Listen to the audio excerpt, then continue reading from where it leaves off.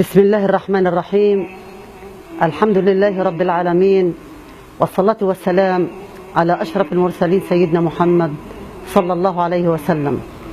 رسالة أناشدها إلى القائد الكبير أبو خالد الضيف حفظه الله ورعاه، من والدة الأسير المختطف القائد القسامي أبو المجد مسؤول كتيبة الزيتون.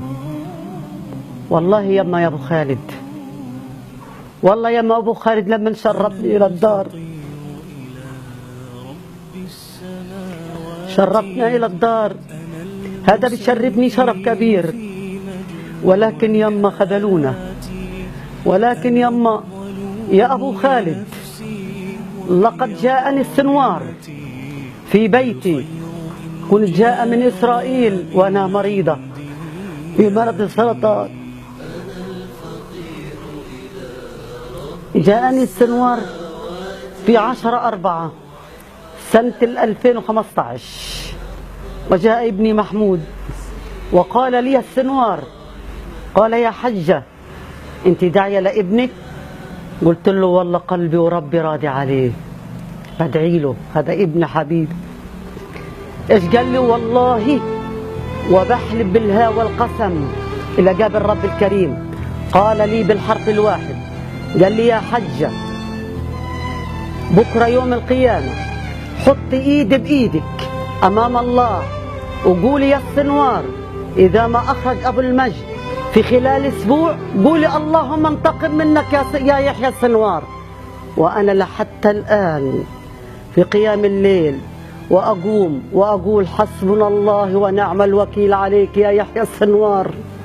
من شهر 4 لحتى الآن ما نظرت عيني لابني. يا أبو خالد، يا ابني، يما يا أبو خالد، السنوار شهر فينا كثير، وشهر في هذا البيت العظيم الذي دخله قيادة حماس، منهم أبو محمد الجعبري، ومنهم الدكتور إبراهيم المقادمة، ومنهم صلاح شحاتة، وكل القادة العظماء دخلوا بيته وأنا أتشرف بهم.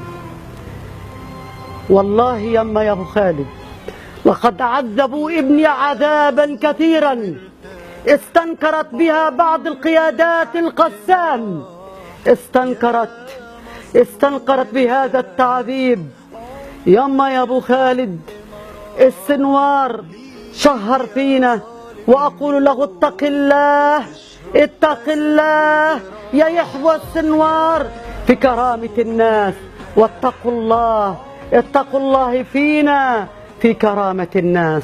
10/8 زيارة ابني أبو المجد، منهم إخوة من إخوته من بعضهم، وأخته واحدة ذهبت إلى زيارة أخوه أبو المجد، وصارت مشدة كلامية بين يحيى السنوار وبين أبو المجد.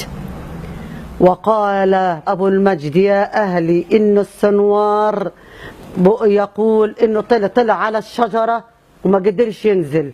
إيش قال له السنوار أبو المجد؟ أنت طلعت عن السطر، والله لو واحد غيري يا أبو المجد لفسخك. ومن هنا منعت الزيارة من 10/8، وذهبت إلى بعض القيادات من حماس وقلت لهم أنا مريضة السرطان، أنا مريضة السرطان، نفسي أشوف ابني، خليني أكلمه بالهاتف. رفضوا. رحت قلت لهم أنا نفسي أشوف ابني من شهر 4 ما شفتهمش. ذهبت إلى إسرائيل وطالبهم أنا بدي أروح على إسرائيل بس أشوف ابني أكلمه، رفضوا. لكن أنا بناجي رب العباد، بناجي رب العباد، هو المعتمد، هو المستند. الله يفرج عليك يما يا أبو المجد. بطلب منك يا أبا خالد إنك تفرج على ابني، تفرج على ابني. والله وأنا أتعهد لن ينتقم من أي أحد، والله هو المنتقم، المنتقم هو الله. وأتمنى يا أبو خالد أن ينزع الحقد والبغضاء والكراهية من قلوب من قيادة حماس، من بعض قيادة حماس. والله يا أبو خالد يا بركة، والله يا أما أبو خالد، وأنت بتعرف من هو محمد أبو رضوان دبابش. أول ما أخذوا ابني قال لهم هذا أبو المجد ليس عليه أمن، يروح على بيته فيش أمن عليه. ولكن عندما منعت يا أبا خالد زيارة ابني ما أشوفهش لا هاتف ولا كلام، وأصل إلى القيادات وأتصل فيهم ولا واحد برد علي، ولا واحد يا إمي برد علي. فأنا اللي خلاني أقدم رسالتي وأناشد بالإعلام، لأن اتصلت في بعض القيادات إن سنة كبيرة سنة كاملة وإحنا نتواصل مع القيادات ولا يفيدون بأي شيء. وبالرغم مع ذلك يا أبا خالد اطلعنا مسيرة سلمية، نسائنا أطفالنا شيوخنا كلنا سلمية، محي الزيتون وراحوا بطريقة سلمية، ولكن جابونا الشرطة النسائية وأهالوا علينا بالضرب المبرح.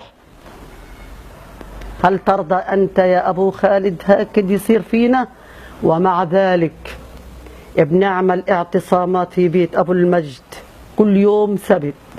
ابني حمزة عمره 14 سنة، قلت له يا ستي بتودي الأوراق تضامن معانا، فيش رسائل يعني تضامنية تيجي عند أبو المجد تضامن معانا.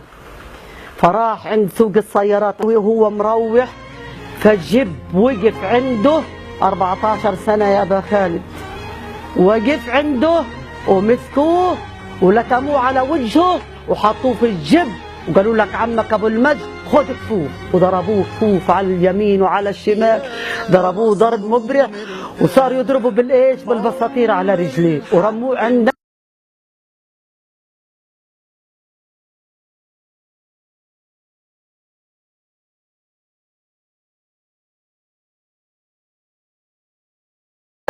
هل أنت ترضى يا أبا خالد؟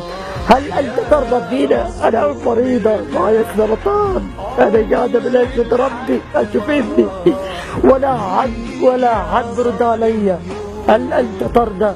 لكن أنا بأناشد أمهات القسام وبناشد أمهات قطاع غزة تقف معايا وتناشدهم بخروج ابني أبو المجد فورا يا أبو خالد، تخرج ابني فورا من السجن بالله عليك. هذه أمانة في رقبتك إلى يوم الدين، إلى يوم الدين تخرج ابني أشوفه واطلع له أنظره، ولازم مشتاقين له. اللي كان عطشان الله رواه، ولدين وبنت بعد 7 سنين ينحرم من أولاده سنة كاملة ما يشوفهم.